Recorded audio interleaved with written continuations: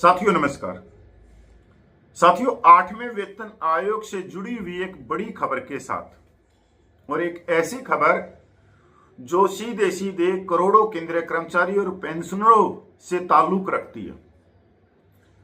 साथियों, 8वां वेतन आयोग के नोटिफिकेशन के बाद आपकी नजर जहां तक दौड़ाई जा रही हो वहां तक दौड़ा के देख लो।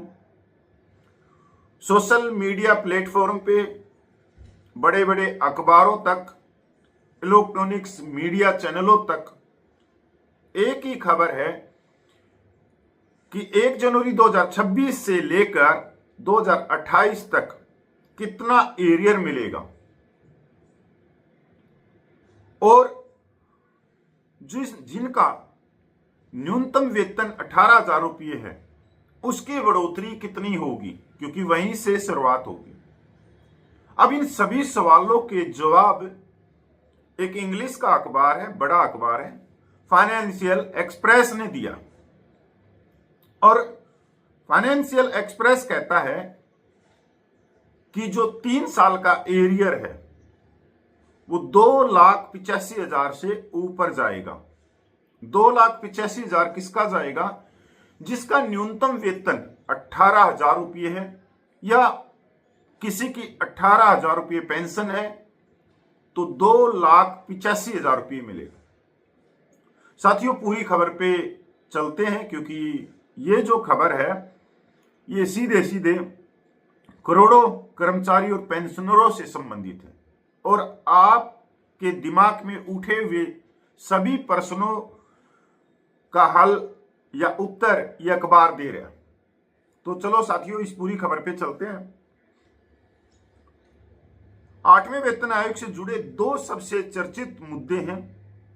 इसकी सिफारिशें कब लागू होंगी, और नए फिटमेंट फैक्टर के आधार पर कर्मचारियों को कितनी वेतन वृद्धि की उम्मीद है। यही खबरें चल रही हैं, आप जहां भी देखोगे सोशल मीडिया पे। अब कार्य क्षेत्र टीआर को अंतिम रूप दिए जाने और न्यायमूर्ति रंजना देसाई की अध्यक्षता वाली समिति द्वारा कार्य शुरू किए जाने के बाद केंद्रीय सरकारी कर्मचारियों और पेंशन भोगियों के बीच वेतन वृद्धि, संशोधित मूल वेतन और बकाया राशि को लेकर चर्चा तेज हो गई है। हालांकि क्रियान्वयन की सटीक तिथि की आधिकारिक पुष्टि अभी बाकी है, लेकिन अधिकांश अनुमानों के अनुसार इसमें देरी हो सकती है। संवत जनवरी 2026 के बजाय 2028 की शुरुआत में। हालांकि इस देरी का मतलब काफी बड़ा बकाया हो सकता है। मतलब जितना देरी होगा तो उतना ही एरियर मिलेगा। खासकर अगर वेतन आयोग की सिफारिशों को पूर्वव्यापी प्रभाव से लागू किया जाता है तो एक कर्मचारी को वास्तव में कितना बकाया भुगतान मिलने की उम्मीद हो सकती है। आइए इसे सरल शब्दों में समझते हैं। 7वें वेतन आयोग का कार्यकाल 31 दिसंबर 2025 को समाप्त हो रहा है।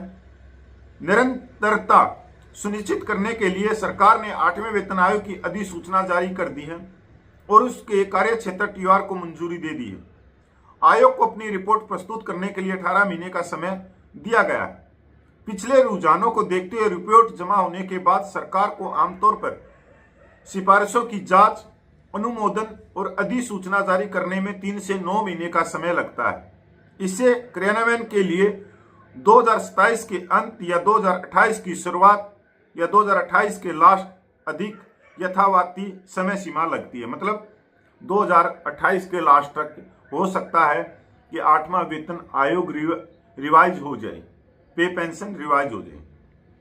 हालांकि अभी तक कोई आधिकारिक तारीख घोषित नहीं की गई है, लेकिन कई विशेषज्ञों और प्रमुख वित्तीय प्रकाशनों की रिपोर्टों में इस समय सीमा का उल्लेख किया गया। वेतन में कितनी बढ़ोतरी की उम्मीद है? एम्बिट कैपिटल सहित बाजार विशेषज्ञों ने अनुमान लगाया कि 8वें वेतन आयोग के पारित होने से केंद्र सरकार के कर्मचारियों के वेतन और पेंशन में लगभग 30 से 34% की वृद्धि हो सकती है। इस अपेक्षित वृद्धि के पीछे एक प्रमुख कारक है फिटमेंट फैक्टर। यह गुणक जिसका उपयोग मूल वेतन को संशोधित करने के लिए किया जाता है। रिपोर्टों से पता चलता है कि फिटमेंट फैक्टर 1.83 और 2.46 के बीच हो सकता है, जिसमें कई अनुमान 2.28 के आसपास केंद्रित हैं। 2.28 मतलब जितनी भी हम रिपोर्ट देख रहे हैं जो बाजार में चल रही हैं, जो सोशल मीडिया पर चल रही है, जो अखबारों में चल रही है, जो न्यूज चैनलों में चल रही है, तो अगर उन सभी को हम गहराई से उनका अध्ययन करते हैं तो 2.28 तक आ रहे हैं। पिछले वेतन आयोग की तरह नई संरचना लागू होने से पहले महंगाई भत्ता डीए को मूल वेतन में विलय किए जाने की उम्मीद है। उदाहरण, न्यूनतम मूल वेतन पाने वाले कर्मचारी के वेतन में किस प्रकार परिवर्तन हो सकता है। आइए एक लेवल एक कर्मचारी का उदाहरण लेते हैं जिसका वर्तमान मूल वेतन 18,000 रुपये।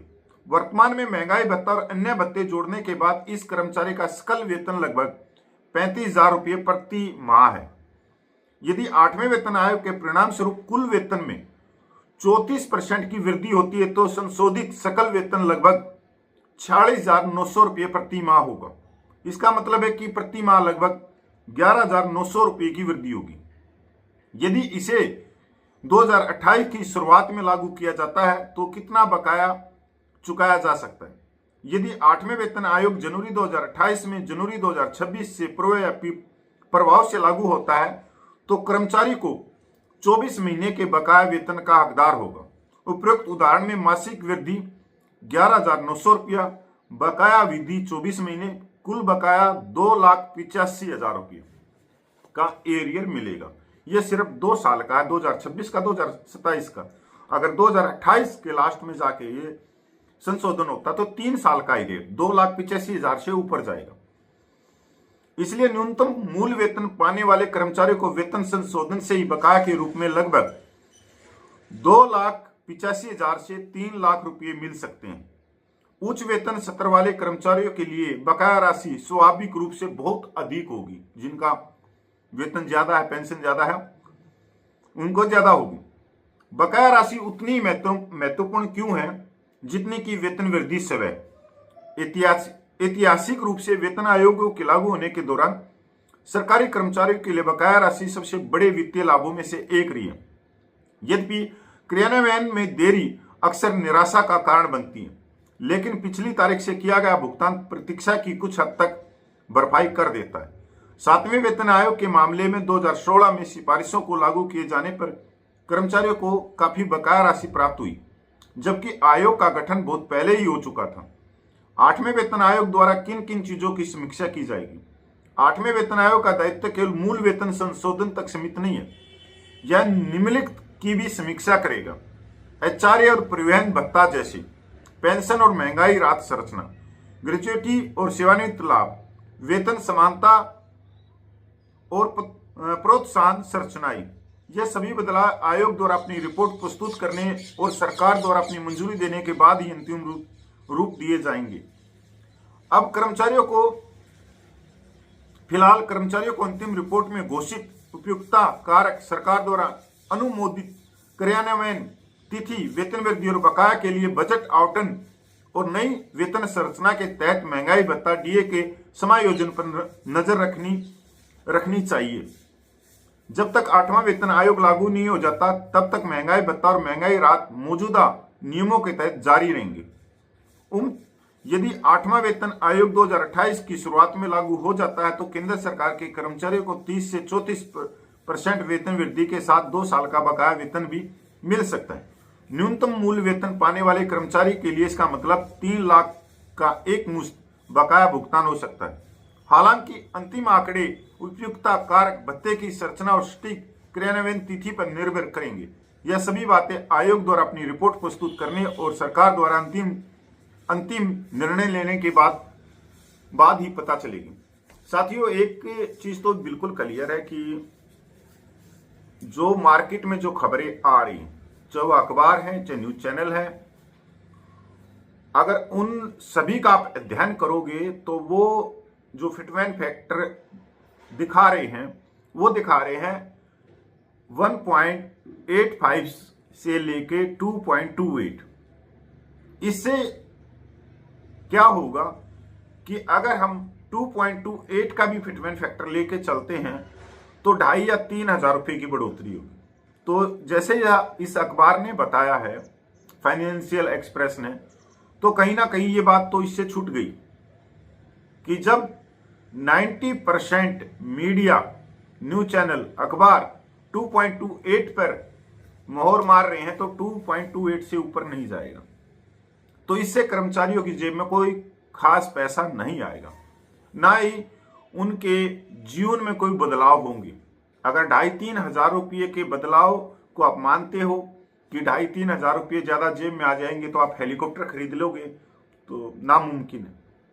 दूसरी बात क्या है, जो केंद्रीय कर्मचारियों के बड़े संगठन है, या तो वो सरकार की गोद में बैठ चुके हैं, जो बड़े संगठन, और अगर वो सरकार की गोद में बैठ चुके हैं तो एक तरह से वो सरकारी हो गई। तो अब करोड़ों केंद्रीय कर्मचारी और पेंशनरों की बात, उनके जायज हकों को सरकार के सामने रखेगा कौन, प्रेजेंट कौन करेगा? तो अब सरकार जो देगी वो ले लेना है, क्योंकि जब तक कोई रोएगा नहीं, जब तक कोई दूध पिलाएगा नहीं। और आप और हम कर क्या सकते हैं, क्योंकि हम तो इन बड़े संगठनों के नेता है नहीं, लीडर है नहीं। अब जो लीडर हैं वो अपनी राजनीतिक रोटियां सेक रहे हैं सरकार की गोद में बैठ के, उनके खुद के लाभ प्रलोभन अपने अपने हैं सबके। तो साथियों, नजर बना के रखो, और जो गोदी मीडिया में चल रही खबरें हैं उनको सुनते रहो, उनको पढ़ते रहो और मजे लेते रहो कि आपका वेतन और पेंशन बढ़ने वाली है। पर मजे लेते रहो सिर्फ, पर 3 साल के बाद में बढ़ेगा तो जो बुजुर्ग हैं कर्मचारी, जो पेंशनर हैं, वो तो पहले ही निकल लेंगे, तो वो ज्यादा खुश ना हो, क्योंकि जो पे कमीशन 10 साल में मिलना चाहिए वो पे कमीशन 13 साल के बाद में मिल रहा है। तो 3 साल तो वैसे ही लेट होगी, पैसे की कीमत भी पीछे रहेगी। तो साथियों नमस्कार, मैं पूर्व सैनिक कपिल भोजी।